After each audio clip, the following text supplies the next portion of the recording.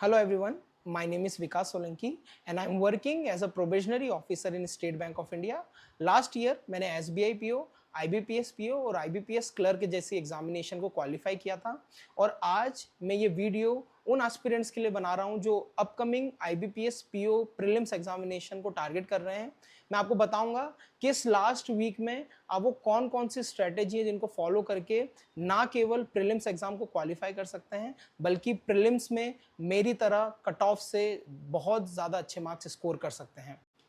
सबसे पहले उन एस्पिरेंट्स की बात करते हैं जिनकी स्पीड बहुत ही स्लो है, जो ये शिकायत करते हैं कि हम तो IBPS PO प्रीलिम्स एग्जामिनेशन को क्वालिफाई नहीं कर पाएंगे क्योंकि हमारी स्पीड बहुत ही कम है। मैं आपको बता दूं कि एक्चुअल एग्जामिनेशन में आपको लगभग 60 मिनट 1 आवर का टाइम मिलता है।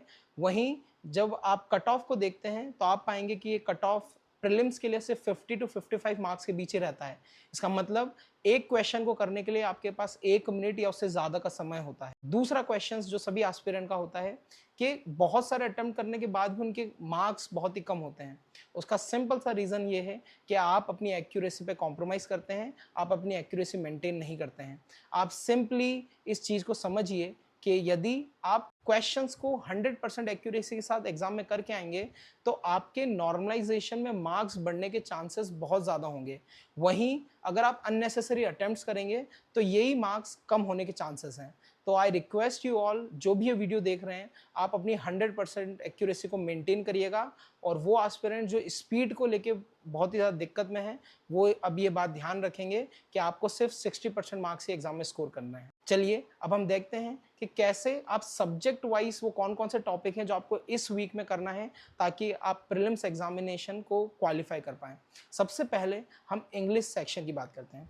इंग्लिश सेक्शन में सिर्फ 3 topics which is RC, parajumble and cloze test, ये लगभग 70 टू 75% वेटेज रखते हैं आपके इंग्लिश सेक्शन में, ना केवल प्रीलिम्स में बल्कि मेंस एग्जामिनेशन में। तो यदि आप इनके 3 क्वेश्चंस डेली प्रैक्टिस करते हैं तो बिलीव यू मी, आप प्रीलिम्स एग्जामिनेशन में ही नहीं मेंस एग्जामिनेशन में इनमें अच्छा स्कोर करेंगे। सो आप आरसी, क्लोज टेस्ट और पैराजंबल को आज से ही करना शुरू कर दो। आपको इनके तीनों के 3 सेट्स लगाने हैं।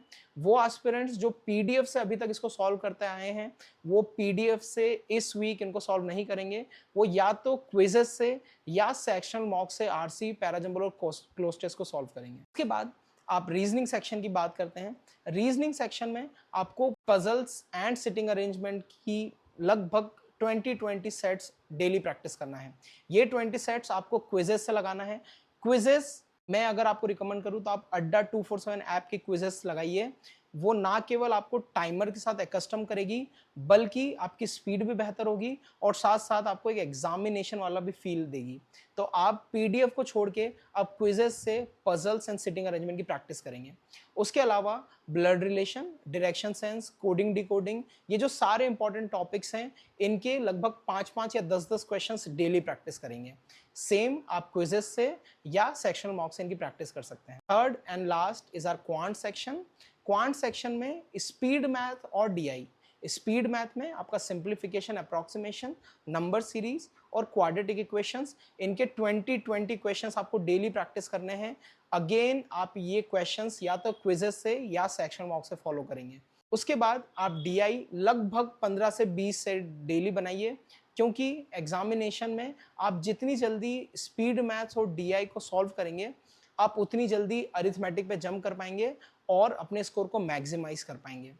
जहां रही बात अरिथमेटिक की, आप सिंपली 2 टॉपिक लीजिए, उन 2 टॉपिक के 10 क्वेश्चंस डेली प्रैक्टिस कीजिए।